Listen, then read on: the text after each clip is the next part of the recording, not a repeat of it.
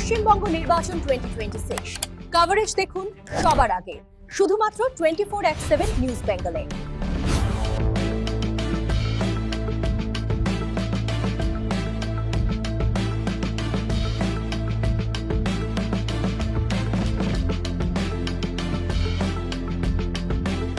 ভোটের দিন সকাল সকাল আপনি ভোট দিয়ে চলে এসেছেন। আজকে ভোটের সম্পর্কে কি বলবেন? মানুষ কতটা স্বতঃস্ফূর্তভাবে ভোট দিচ্ছে? আমি তো গিয়ে দেখেছি প্রচুর মানুষের লাইন, স্বতঃস্ফূর্তভাবে তারা স্বাধীনভাবে তাদের অধিকার মর্যাদা, বাংলার প্রতি যে অবহেলা, বাংলাকে বঞ্চিত করেছে বিজেপি, বাংলাকে অসম্মান করেছে, ঘৃণার রাজনীতি ছড়াচ্ছে, ধর্মীয় রাজনীতি ছড়াচ্ছে, ধর্মের নামে ধর্মের বিভেদ ঘটানোর চেষ্টা করছে এবং মনীষীদের অপমান করেছে।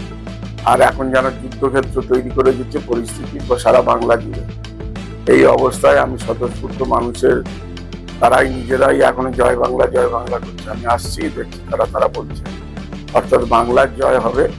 বাংলা তাদের যেসব গণদেবতা আমাদের রয়েছেন তারা সুবিচার করবেই এবং মমতা বন্দ্যোপাধ্যায় আবার চতুর্থবারের জন্য নবান্নে যাবেই, এটা আমরা শিওর এবং আমরা এখানে বিপুল ভোটে আমরা জিতবো, এটা আমাদের প্রত্যাশা। প্রচুর পরিমাণ আর পুষ্পবৃষ্টি হচ্ছে, এটাই আমাদের কাছে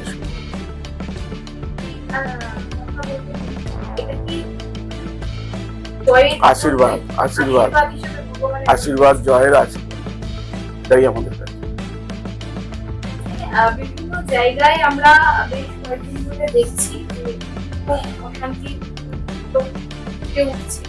আপনার বিধানসভায় হচ্ছে সে বিষয়ে কি? এখনো পর্যন্ত কোনো খবর আসেনি। কেউ যদি না উস্কায় তাই শান্তিপূর্ণভাবে ভোট। কেউ যদি জোর করে উস্কে দেয় তখন তো একটু ব্যতিক্রম হয়ে যেতেই পারে। আমরা তবু সাবধান বলেছি, সাবধান করে দিয়েছি যে তোমরা সতর্ক ঠান্ডা মাথায় ভোটটা করো, ভোটটা আমাদের পক্ষেই আছে। তাদের উদ্দেশ্যে আমরা বলেছি, আপনারাই গণদেবতা, আপনারাই সবকিছুই জানেন, আমাদের উন্নয়ন জানেন, আমাদের মানুষের পাশে থাকা প্রতিনিয়ত সেটাও আপনারা জানেন।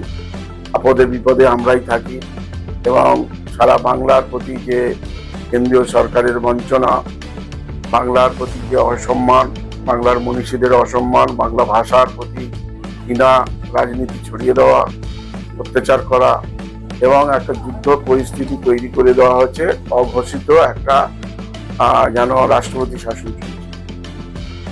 তাহলে সেই জায়গা থেকে আপনারাই গণদেবতা, আপনাদের হাতেই বোতাম আছে, এই বোতাম আপনারা সুবিচার করবেন।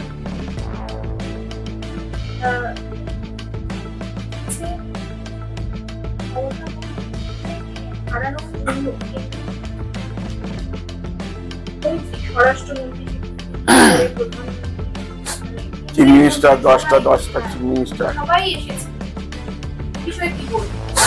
ওরা চাইছে বাংলা দখল করতে। এখানে ওদের স্রষ্টা বিজেপি ডক্টর শ্যামাপ্রসাদ মুখার্জি, কিন্তু বাংলার বাঙালিরা তো জানে এখানের মনীষীদের প্রতি যেভাবে অসম্মান করেছে। আমাদের নেতাজিকে এই শ্যামাপ্রসাদ মুখার্জি তিনি বলেছিলেন দেশদ্রোহী। আমরা যাকে দেবতার জ্ঞানে পুজো করি, আমরা দেশ নায়ক হিসেবে তাকে আমরা চিনি, আমাদের নেতা হিসেবে আমরা চিহ্নিত করি, তাদের আদর্শকে আমরা চলি। এই বাঙালি তো ওই বিজেপিকে পছন্দ করবে না। তার সাথে আমাদের এসসি এসটি ওবিসি সম্প্রদায়ের মানুষ যারা আছেন তারা সংরক্ষণ তুলে দিতে চাইছে। এই সংরক্ষণ তুলে দিলে লক্ষ লক্ষ মানুষ, কোটি কোটি মানুষের ক্ষতি হবে। আমাদের এসসি এসটি ওবিসি সব মিলে প্রায় 50 কোটি মানুষ আছে সারা ভারতবর্ষে।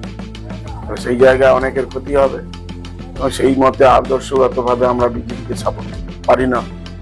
এবং সেই সঙ্গে বাঙালির মাছ খেতে দেবে না, মাংস খেতে দেবে না। দিল্লিতে, বিহারে বিভিন্ন জায়গায় চুরি লাঠি মেরে ফেলে দিচ্ছে, চিকেন বলছে বন্ধ করো, ভাঙে চুরমার করে দিচ্ছে এই গুন্ডারা। এই জায়গায় বাঙালি একমাত্র পথ দেখাতে পারে, মমতা বন্দ্যোপাধ্যায় একমাত্র ভরসা। তাই ওরা পথের কাঁটা হিসেবে 29-এ যে ভোট আছে লোকসভা, তার আগে ওরা বাংলাকে যে কোনো উপায় দখল করার চেষ্টা করছে। সেই জায়গা ওদের ব্যর্থ হবে এবং 29-এ যে লোকসভার নির্বাচন ওদের পর্যদস্ত হবে, ধর্মের জয় হবেই। ধর্ম নিয়ে ওরা ধর্ম খেলা খেলছে, সেটাও শোভনীয় নয়। তাই এবার আপনার নাম বাদ গেছে, এটা নিয়ে কি কোনো প্রভাব পড়ছে? না, আমার এখানে তেমন প্রভাব পড়ছে না। অনেক মানুষ বলছেন আমাদের ভোটটা আমাদের অধিকার, আমরা জন্মগতভাবে আমরা 100 বছর ধরে এখানে রয়েছি। আমাদের এখানে আদিবাসী যারা যুগবাসী, তাদের ডকুমেন্টস কি করে তারা সামনে রাখবে? সেই জায়গা থেকে তাদের অধিকার কেড়ে নেওয়া হচ্ছে। তাদের স্বাধীনতার জায়গা থেকে তাদের জন্মস্থল হিসাবে যেটা, সেই জন্মস্থল থেকে তাদের একটা দুশ্চিন্তার মধ্যে তারা পড়েছে। এইটাই সবচেয়ে ক্ষতিকর।